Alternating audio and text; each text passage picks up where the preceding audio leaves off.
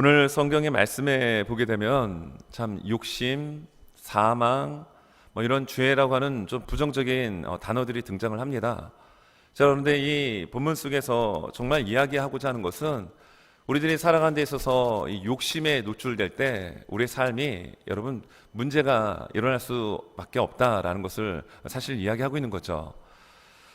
어떤 한 시골에서 농사를 짓는 평범한 농부가 있었습니다. 그의 이름은 파흠이입니다.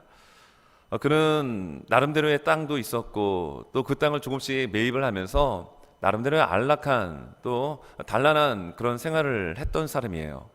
근데 그에게 어느 날 좀 욕심이 찾아오게 됩니다. 그러던 어느 날 그 바티칼이라고 하는 마을에서 큰 이 땅을 아주 저렴한 이 1000루블이라고 하는 금액을 주고 계약을 체결하게 돼요. 그래서 이 1000루블이 어느 정도에 되는 돈인가라고 해서 한번 제가 환율을 검색을 해보니까 어제 환율 금액으로 12달러에서 한 13달러 사이더라고요. 그러니까 굉장히 큰 땅을 헐값에 매입을 하게 됩니다. 근데 그 땅의 춘쟁이었던 사람이 이 파움에게 이런 얘기를 해요. 당신이 처음 정한 장소에 우리들이 서 있을 것이요, 당신은 계속 걸어서 한 바퀴 돌아오시오. 어떤 식으로 돌아와도 좋지만 해지기 전에 출발 장소에 도착해야 됩니다. 한 바퀴 돌아오면 그 안에 있는 땅은 모두 당신의 것이 되는 것이요, 이렇게 얘기를 했어요. 여러분, 1000루블이라고 하는 돈 자체도 굉장히 헐값이지만 아주 파격적인 조건을 땅 주인이 제시를 하더라는 겁니다. 아침에 출발해서 갈 수 있는 데까지 걸어갔다가 돌아오는 그 모든 원안에 들어간 땅을 주겠다. 여러분, 혹하는 제안이죠. 그런데 결국 어떻게 됩니까? 이 파음은 정말 정신없이 걸어가다가 해가 뉘엿뉘엿 지는 것을 깨닫고 급히 돌아옵니다. 정말 온 힘을 다해 여러분 달리기 시작합니다. 그리고 해가 바로 지기 직전에 도착을 해요. 그러면 그 광활한 자신이 걸었던 그 모든 땅이 자기의 것이 되죠. 하지만 너무나도 애석하게도 이 파음은 피를 토하고 그 자리에 여러분 죽고 맙니다.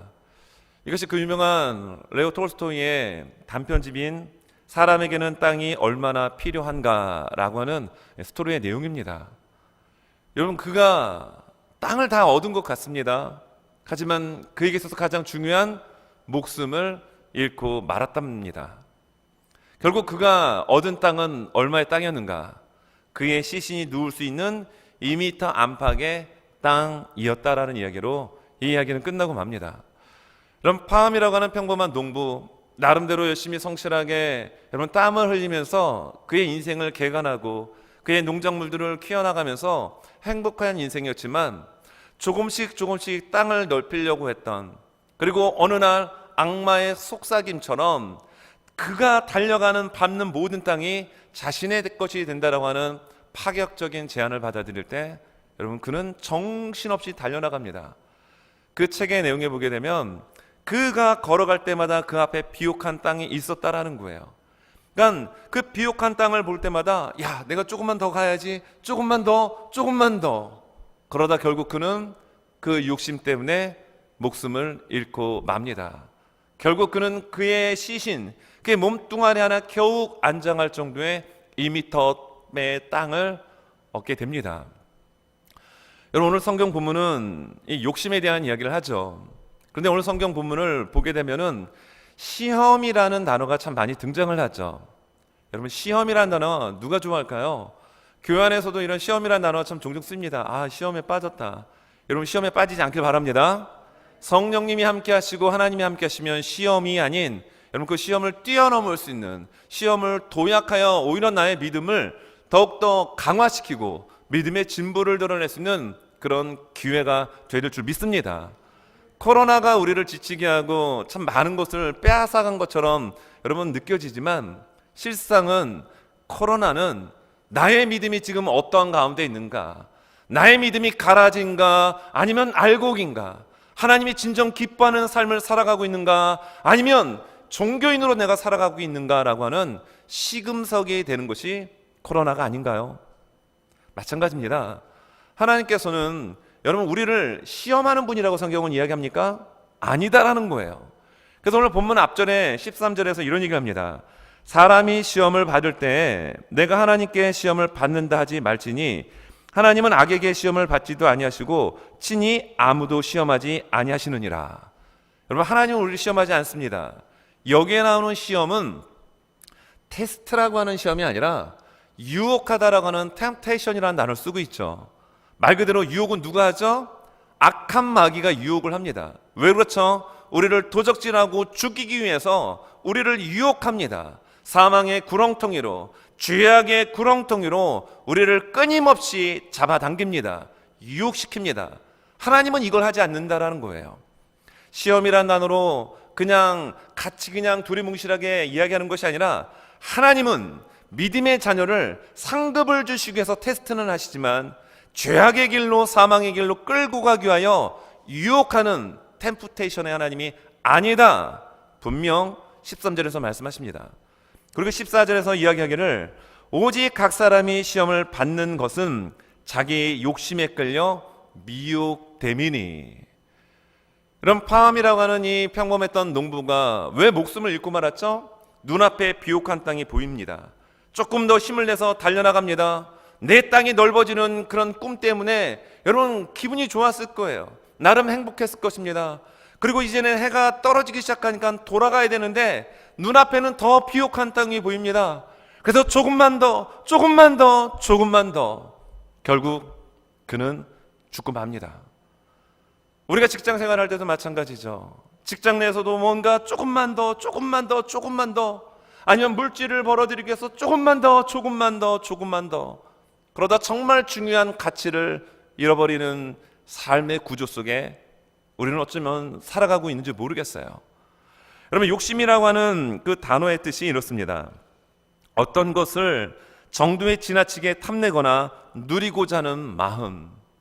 하나님께서는 우리에게 모든 것을 적당하게 은혜롭게 주십니다. 그런데 우리 안에 도사리고 있는 죄성은 그 욕심을 자꾸 자극해서 더 많은 것을 가지려고 하는 탐심으로 변질되고 맙니다. 그리고 하나님이 주신 것에 대한 만족과 자족의 마음을 잃어버린 채 더 많은 것을 취하려고 하는, 그리고 그것 가운데서 앉아서 누리려고 하는 이런 죄성이 여러분 악한 마귀가 건드리기에 딱 알맞은 요소라는 겁니다. 그래서 저는 오늘 설교의 제목을 욕심의 끝은 어디인가 이렇게 한번 정해봤습니다. 여러분, 욕심의 끝은 어디입니까? 오늘 성경은 정답을 우리에게 제시해 주죠. 바로 그것이 14절과 15절입니다. 자, 14절은 읽었고요. 15절 보면 욕심이 잉태한 즉 죄를 낳고 죄가 장성한 즉 사망을 낳느니라. 그리고 14절에서 여러분 사람이 시험에 빠지는 것, 유혹에 빠져 넘어지는 그 이유가 어디 있다라고요? 자기의 욕심에 있다라고 이야기를 합니다. 어찌 보면 우리가 하나님의 말씀대로 좌로나 우로나 치우치지 않고 하나님의 말씀대로 하나님의 성령의 인도함을 받아 우리가 살아간다라면 여러분 우리는 유혹에 넘어지지 않습니다. 우리는 사망의 그 음침한 골짜기 가운데 미끼를 던져놓는 사탄의 소나기에 여러분 들어가지 않게 될 것입니다. 그런데 왜 우리 스스로 여러분 사망의 음침한 골짜기로 들어가게 되죠? 왜? 그리고 사망의 그 구렁텅이에 여러분 널브러져 있을 수밖에 없게 되죠. 우리 안에 도사리고 있는 욕심 때문이라는 겁니다. 그 욕심이 마치 어린아이를 낳는 것 같은 표현을 15절에서 이야기합니다. 욕심이 잉태가 된다라고 합니다. 그 욕심이 잉태가 되니까 무엇을 어떻게 되죠? 15절 말씀, 죄를 낳습니다. 그리고 죄가 장성한 즉 사망을 낳았다라고 이야기를 합니다. 욕심의 끝은 어딘가라고 성경은 질문을 합니다. 그 끝은 사망이다라는 거예요. 여러분, 성경을 보게 되면 로마서 6장 23절에 죄의 삭은 사망이요라고 나오죠. 죄의 삭, 반드시 그의 필경은 사망을 여러분 맺을 수밖에 없습니다. 욕심이라고 하는 씨앗이 여러분의 가슴에 있습니까? 욕심이라고 하는 그것이 여러분의 삶의 중심에 자리 잡고 있습니까? 그의 끝은 사망이다라고 여러분 성경은 말씀합니다. 로마서 7장 5절에 보면 이렇게 말씀합니다. 우리가 육신에 있을 때는 율법으로 말미암는 죄의 정욕이 우리 주체 중에 역사하여 우리로 사망을 위하여 열매를 맺게 하였더니, 우리가 어디에 있을 때요? 육신에 있을 때에 바로 그 죄의 정욕이 우리를 사망을 위해서 열매를 맺게 만들었다라고 이야기합니다. 여기서 말하는 육신은 우리의 몸을 말하는 게 아닙니다. 우리 어르신들 그러죠. 이 몸뚱아리라고 얘기하죠. 이 몸을 말하는 것이 아니라 우리의 모든 죄를 짓고자 하는 죄의 성향, 죄를 짓고자 하는 죄의 경향, 우리의 죄의 속성을 말하고 있는 거예요. 우리의 죄의 속성, 여러분, 인간은 하나님 앞에 다 죄인입니다. 다 그럴듯하게 옷 입고 그럴듯하게 화장하고 그럴듯하게 하나님 앞에 서 있지만, 여러분, 하나님 앞에서 우리 모두는 여러분 죄의 영향력 아래 있는 죄인들입니다. 이걸 고백해야 합니다. 그래야 예수 그리스도의 십자가의 보혈의 은혜가 우리에게 임하고 하나님의 성령의 강력한 주의 은혜가 여러분 우리에게 임할 줄로 믿습니다. 근데 육신의 성향, 죄의 성향대로 살아가는 우리의 삶은 바로 그 정욕을 따라가는 삶이 되기 때문에 사망을 열매 맺게 된다. 성경은 이렇게 말씀합니다. 더 나가서 성경 말씀 로마서 8장 5절과 6절에 보면 이렇게 나옵니다. 육신을 따르는 자는 육신의 일을, 영을 따르는 자는 영의 일을 생각하나니 육신의 생각은 무엇입니까? 사망이요, 영의 생각은 생명과 평안이니라. 여러분들의 마음에 지금 생명이 있습니까? 여러분들의 가슴 속에 평안이 있습니까? 그러면 여러분은 영의 사람인 거예요. 왜냐하면 하나님의 성령이 우리의 마음을 지배할 때 우리 안에는 끊임없는 생명의 물줄기가 솟아져 나옵니다. 그리고 마음에 평안이 임하게 되는 거예요. 두려움에 떨고 있는 제자들에게 예수님이 첫 번째 던진 메시지는 너희에게 평강이 있을지어다. 왜입니까? 너희 안에 하나님의 영이 있기에 너희의 마음에 평강과 평안이 있을 거라고 주님 말씀하는 거예요. 하지만 여러분, 육신은 육신의 일을 하게 되고 육신의 생각은 결국 사망이 되더라는 거예요. 오늘 욕심이라고 하는 작은 씨앗이 땅에 떨어졌습니까? 여러분, 그러면 죄를 낳게 될 것입니다. 죄가 자라납니까? 그러면 사망이라고 하는 열매를 맺게 될 것입니다. 욕심의 끝, 마치 자신이 비옥한 땅을 다 걸어가면 얻을 것 같은 그런 신기루와 같은 큰 착각 속에 그 길을 걸어가는 그 삶의 모습이 우리들의 모습이 여러분 될 수 있다는 거예요. 우리 안에 도사리고 있는 악한 마귀가 던지는 죄악의 이 욕심이라고 하는 바이러스는 우리의 건강한 신체를 망가뜨릴 것입니다. 하나님이 주신 성령의 그 영역, 하나님 나라의 통치를 받아야 될 하나님의 거룩함을 좀먹는 그런 역할을 하게 될 거란 말이에요. 그러므로 욕심의 끝은 어디입니까? 사망이라는 거예요. 여러분, 창세기 3장에 보면 하나님께서 참 에덴 동산에 아름다운 것들을 다 만들어 놓으셨죠. 그리고 3장에 보면 이 사단이 뱀으로 가장해서 하와에게 접근합니다. 하와에게 이렇게 얘기를 하죠. 창세기 3장 5절에 너희가 그것을 먹는 날에는 너희 눈이 밝아져 하나님같이 되어 선악을 알 줄 하나님이 아신지라. 하나님과 하와와 아담의 사이를 뱀이 마귀가 이간질시킵니다. 하나님같이. 아마도 하와는 이 하나님같이라고 하는 말에 뭔가 번쩍 정신이 들었던 것 같아요. 긍정적인 면에서 정신이 들어야 되는데 잘못된 부정적인 방향에 이 정신이 든 겁니다. 그리고 나무를 봅니다. 나무가 어떻게 보였죠? 어제도 보았고 엊그제도 보았고 조금 전까지만 해도 보았던 선악과 눈에 안 들어왔습니다. 왜입니까? 선악과보다 더 풍성하고도 더 좋은 것들을 하나님이 선물로 주셨기 때문에 눈에 들어오지는 않았단 말이에요. 그런데 어찌된 영문인지 사탄의 말을 듣고 난 다음에 그 선악과를 보니 먹음직도 하고 보암직도 하고 지혜롭게 할 만큼 탐스럽게 보였다라는 겁니다. 어떻게 되죠?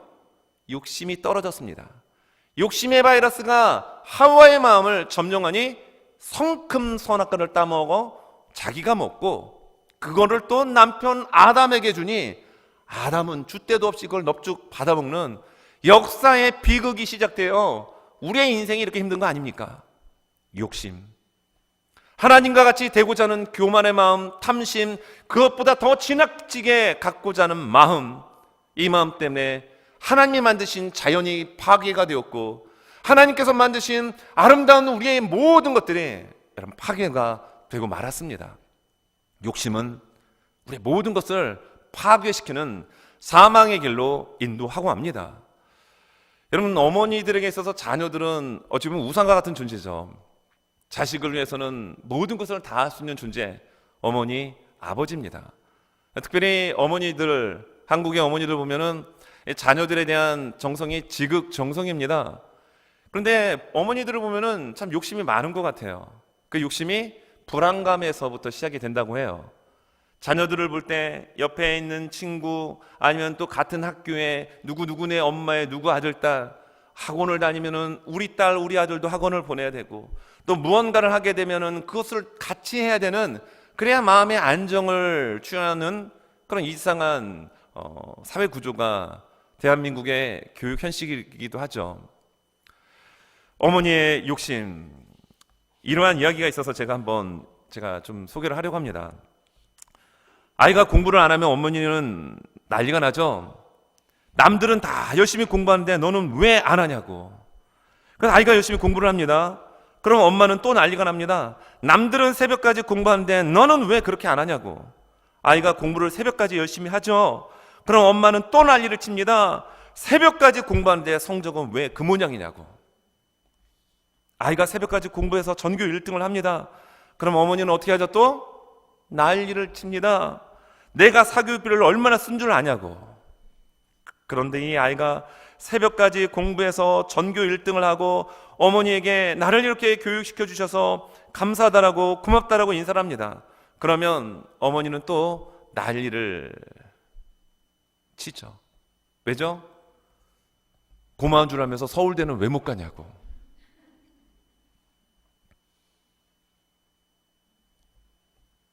공부를 열심히 해서요, 전교 1등도 하고 그리고 서울대 들어갑니다. 그런데 엄마가 또 난리를 친다고 합니다. 여러분들의 입장에서 왜 난리를 칠 것 같아요? 왜 장학금 못 받냐고 또 난리를 칩니다. 자, 그래서 이 아이가 공부도 열심히 해서 전교 1등 해가지고 고마움도 느끼면서 서울대 들어가서 장학금까지 탔습니다. 그런데 이 엄마가 또 난리를 칩니다. 삼성에는 왜 못 들어가냐고. 공부 열심히 했죠. 전교 1등 했죠. 서울대 들어가서 장학금 탔죠. 삼성에 1등으로도 입사합니다. 근데 엄마가 또 난리를 칩니다. 왜 난리를 칠 것 같아요? 왜 난리를 칠 것 같습니까? 왜 승진 못하냐고. 여러분, 이것이 우리들의 모습 아닐까요? 뭔가 조금 된 것 같으면은 거기에 자족하고 만족하고 감사가 나와야 되는데 계속해서 탐하는 마음, 이것이 바로 욕심이라는 겁니다. 어느 간증 프로에서 재무 상담사로 일하는 분이 나와서 간증하는 걸 들었어요. 근데 그분이 하는 얘기가 100만 원, 200만 원을 가지고 생활하는 분이 자족하며 잘 생활을 했는데 늘 마음 한쪽 끄트머리에는 이런 마음을 갖고 있더라는 거예요. 야, 한 50만 원에서 한 100만 원만 더 있으면은 참 좀 여유가 있고 내가 조금 여행도 가고 하고 싶은 거 할 텐데, 이런 생각을 갖더라는 거예요. 그런데 정작 그에게 200만 원, 300만 원어치가 주어지면 어떻게 될까요? 또 1000만 원을 버는 사람을 바라보면서 야, 한 200에서 300만 더 있으면 더 좋을 텐데, 이러면 1000만 원을 벌게 되면 어떻게 될까요? 그걸 더 버는 사람을 바라보면서 나는 채용받지 못하다라는 거예요. 늘 위의 것을 동경하며 자신에게 부어주신 그 풍족한 것을 누리지 못하는 이런 삶의 악순환의 모습이 현대인의 삶의 라이프 가운데 너무나도 많이 나타나고 있다고 합니다. 여러분, 지금 오늘 성경은 우리에게 무엇을 말씀하고 있습니까? 하나님, 너 유혹 안 한다. 너희들이 스스로 그렇게 유혹에 빠지는 것은 너희들의 욕심 때문이란다. 욕심은 죄를 낳고 그리고 죄는 사망을 낳게 되는데, 그래서 욕심을 따라가는 인생은 반드시 망한다, 이걸 말씀하고 있는 겁니다. 여러분, 하나님께서 우리에게 주신 것을 욕심의 시각으로 보면요, 감사가 나올 수 없어요. 다 원망 불평입니다. 나는 왜 이렇게 부족합니까? 왜 저 사람은 저렇게 갖고 있는데 나는 왜 이렇게 결핍의 인생을 살아갑니까? 하지만 우리는 속지 말아야 합니다. 그래서 성경이 말하기를 오늘 16절에 내 사랑하는 형제들아 속지 말라라고 이야기합니다.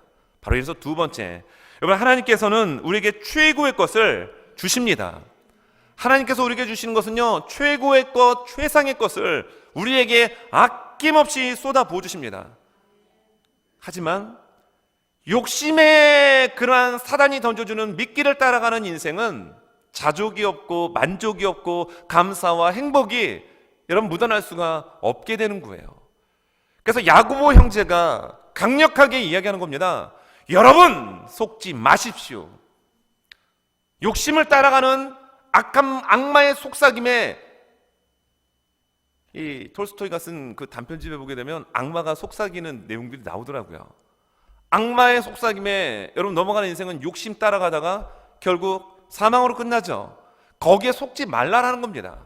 왜입니까? 하나님께서는 우리에게 최상의 것, 최고의 것을 주시는 분이시기 때문이다라는 거예요. 성경 말씀 봅니다.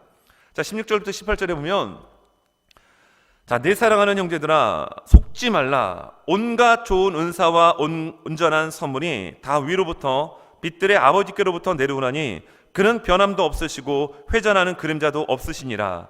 그가 그 피조물 중에 우리로 한 첫 열매가 되게 하시려고 자기의 뜻을 따라 진리의 말씀으로 우리를 낳으셨느니라. 아멘. 여러분, 하나님께서는 최고의 은사, 최상의 것을 선물로 우리에게 다 주셨습니다. 여러분 믿습니까? 여러분의 삶에 있는 것을 여러분 욕심의 시각으로 보지 마십시오. 감사의 시각으로, 하나님의 자녀의 시각으로 한번 바라보십시오. 그러면 정말 감사할 것이 너무 많습니다. 우리가 누려야 될 것들이 얼마나 많은지 모릅니다. 무엇으로 우리를 낳으셨다라고요? 진리의 말씀으로 우리를 낳으셨다라는 겁니다. 죄가 욕심이 들어가가지고 욕심이 잉태한 즉 죄를 낳죠.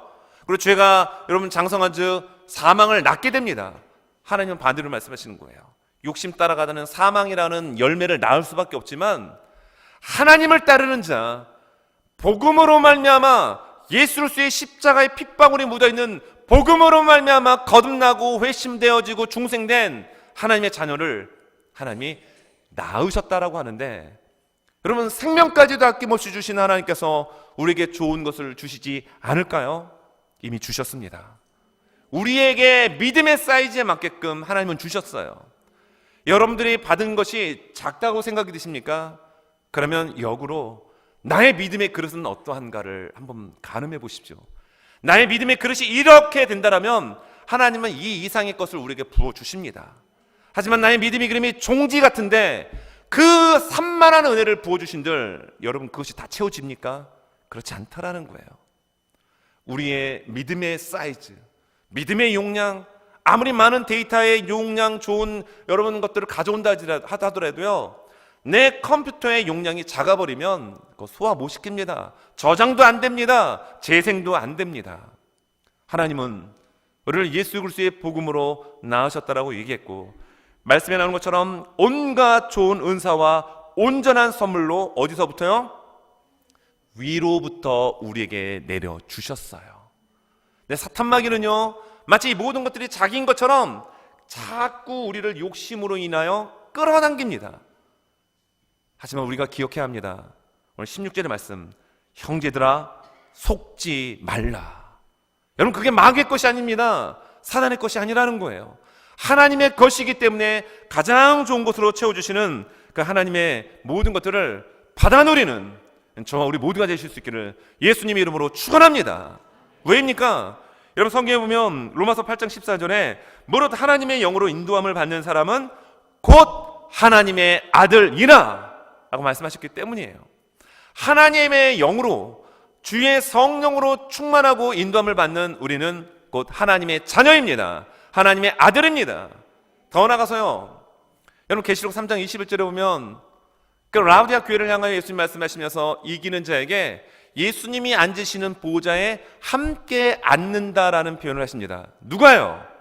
하나님의 자녀들, 복음으로 나음을 입은 자들, 예수 그리스도의 보혈과 그리고 예수 그리스도를 영접한 하나님의 자녀들에게 예수님께서 앉으시는 그 거룩한 보좌에 함께 앉을 수 있는 여러분 특권과 자격을 누구에게 주셨습니까?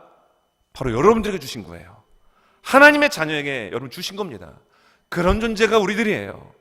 여러분 성경에 보면 고린도전서 6장 3절에서 사도 바울이 법적인 소송 가운데 있는 그들을 향하여 이렇게 갈파합니다. 우리가 천사를 판단할 것을 너희가 알지 못하느냐.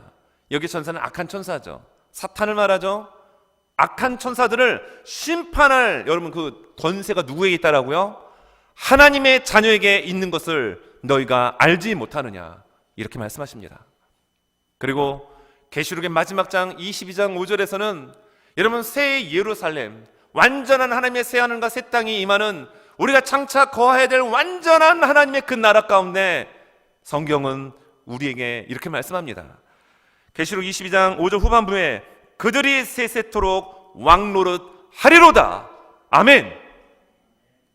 누가 왕노릇 한다라고요? 이 시간 예배를 드리는 여러분들이 완벽한 완전한 하나님 나라에 왕노릇하는 그런 존재가 된다라는 것입니다. 왕처럼 존귀하게 된다라고 말씀하고 있는 거예요. 누가요? 복음으로 태어난 저와 여러분 모두가 그런 존재라는 겁니다. 그렇기 때문에 마귀가 던져지는 그 썩은 고기를 쫓아가는 그런 욕심을 추구하는 인생이 아니라 육신의 정욕, 안목의 정욕, 이생의 자랑, 눈에 보이는 현상과 눈에 보이는 것들을 따라가는 세상의 가치에 물든 인생이 아니라 눈에는 보이지 않지만 하나님의 말씀을 따르고 하나님의 거룩한 성령의 역사심을 바라보며 묵묵히 그 길을 걸어가는 삶을 통하여 하나님은 말씀하시되 보호자에 앉을 것을, 그리고 악한 천사를 심판할 것을, 영원한 그 하나님의 나라에 왕노릇할 수 있는 존재로 우리를 만들어 주셨습니다. 여러분 그런 우리들이에요. 그런 우리들이 여러분 세상의 가치에 물들어 살아가는 세상 사람들의 그런 가치를 따라가서야 될까요? 그걸 말씀하고 있는 거예요. 형제 여러분, 속지 마십시오. 여러분들이 누굽니까? 세상의 가치에 따라 살아가는 그런 걸 추구하는 존재가 아니라 거룩하신 하나님의 자녀로서 완전한 하나님 나라의 귀한 권속임을 잊지 마십시오. 이걸 말씀하고 있는 거죠. 말씀을 정리합니다. 여러분, 욕심의 끝은 어디입니까? 성경은 분명 사망이라고 여러 성경을 통하여 동일하게 우리에게 말씀하고 있습니다. 과유불급이라는 말이 있죠. 여러분 욕심이 정도가 지나치면요 미치지 못한 것과 다름이 없다라고 얘기합니다. 지나치게 많은 거, 욕심 추구하는 거, 이거는 오히려 부족한 것만 못하다라고 하는 이야기입니다. 욕심의 끝, 더 많이 나의 것으로 만들려고 하는 탐심. 그래서 골로새 3장 5절의 후반부의 말씀처럼 탐심은 우상 숭배니라고 얘기합니다. 하나님이 가장 싫어하는 것이 무엇입니까? 우상 숭배입니다. 이스라엘 백성들이 왜 망했습니까? 우상 숭배입니다. 근데 바울은 탐심이 우상 숭배라고 정확하게 정의해 주고 있어요. 욕심의 끝, 탐심의 끝, 필연 사망입니다. 하나님의 자녀로 부름을 받은 예수 그리스도의 보혈의 능력으로 하나님 나라의 생명책의 이름이 기록된 우리들은 어떤 존재입니까? 욕심을 따라가는 인생이 아니라 욕심의 죄악의 바이러스를 예수의 보혈의 피로써 성령의 불로 태우고 말씀의 검으로 제거함으로 여러분 정말 하나님이 기뻐하시는 그 삶을 살아가는 저 우리 모든 믿음의 공동체가 될 수 있기를 예수님의 이름으로 축원합니다. 아프리카에서는 원숭이를 잡는 방법이 있다고 해요. 원숭이는 먹을 것에 욕심이 좀 많다고 합니다. 그러니까 항아리가 있는데 입구가 좁은 항아리에다가 견과류, 땅콩이나 이런 견과류를 집어넣거나 아니면 과일을 집어넣고 조금만 기다리면요 원숭이가 나무에서 내려와가지고 그 항아리에다 손을 집어넣는데요. 그러면은 그 안에 있는 땅콩이 되었든 과일이 되었든 움켜쥐면 이 손이 커지잖아요. 주먹이 져지잖아요. 그러니까 입구가 좁은 그 항아리에서 손을 뺄 수가 없게 됩니다. 자기를 잡으려고 오는 사람도 의식 못하고 그거를 펴지 못하는 거예요. 그거 조금 있는 땅콩, 조금 있는 과일 꺼내려고 움켜쥐고 있다가 결국 잡혀 죽습니다. 우리들의 인생의 모습이 이럴 수 있다라는 거예요. 사단은 여러분 썩은 고기를 우리에게 던져 놓습니다. 사단은 우리 앞에 땅콩 몇 조각을 던져 놓습니다. 그거 쫓아가다가 인생 망가지는 분들이 얼마나 많습니까? 사기꾼에 넘어가는 분들의 특징이 무엇입니까? 큰 거 한 방에 훅 하려고 하다가 훅 가는 경우 너무 많죠. 우리는 욕심을 따라가는 존재가 아니라 하나님께서 위로부터 가장 좋은 것들을 내려주시는 그 하나님께 시선을 고정하고 하나님의 자녀의 정체성을 기억하며 정말 하나님께서 주시는 이런 많은 것들을 누리며 살아갈 수 있는 욕심은 한 발로 걷어차버리고 하나님이 주시는 것들을 추구하고 사모하고 닮아가기 위하여 정말 몸부림칠 수 있는 우리 모두가 되실 수 있기를 예수님의 이름으로 축원합니다.